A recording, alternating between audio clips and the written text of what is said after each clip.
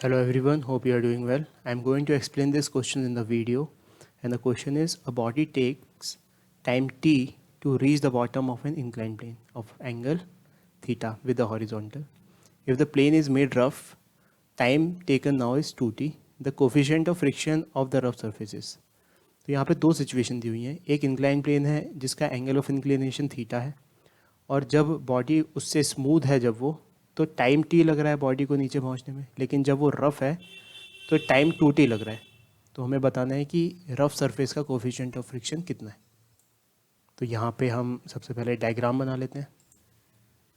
तो ये हमारे पास पहली सिचुएशन है जब इंक्लाइन प्लेन थीटा एंगल पर इंक्लाइंड है और स्मूथ सरफेस है. दूसरा सरफेस रफ है, लेट से उसका कोफिशिएंट ऑफ फ्रिक्शन म्यू बोल देते हैं, और उसी म्यू की वैल्यू हमें फाइंड करनी है. ठीक है, ये हमारी दूसरी सिचुएशन है. अब देखो यहाँ पे जब कोई भी फ्रिक्शन नहीं है तब इसका एक्सीलरेशन कितना होगा. तब इसका एक्सीलरेशन होगा g sin theta. So in first case acceleration is g sin theta.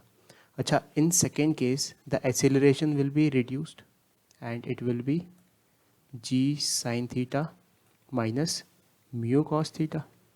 पहली सिचुएशन में इधर से इधर तक पहुँचने में इसको लग रहा है टाइम t, और दूसरी सिचुएशन में यहाँ से यहाँ तक पहुँचने में इसको टाइम लग रहा है 2t. अब हम इन दोनों इंडिविजुअल सिचुएशंस के लिए इक्वेशन ऑफ मोशन लिखेंगे.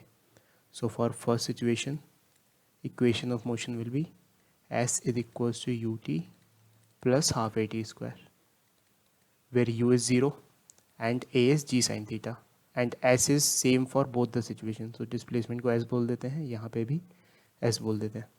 So s is equals to ut, u is 0, so 0 plus half, acceleration is g sin theta, acceleration is g sin theta and time is t, so t square. ठीक है, similarly second situation के लिए भी लगाएंगे यही equation of motion.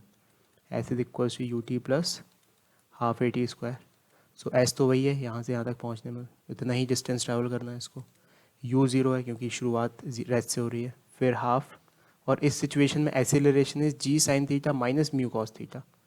So g sine theta minus mu cos theta minus mu cos theta, और time कितना है 2t, सो 2t का स्क्वायर. ठीक है, अब पहली इक्वेशन से ऐसी है, दूसरी इक्वेशन से ऐसी है, यानी कि ये दोनों बराबर है. So now we will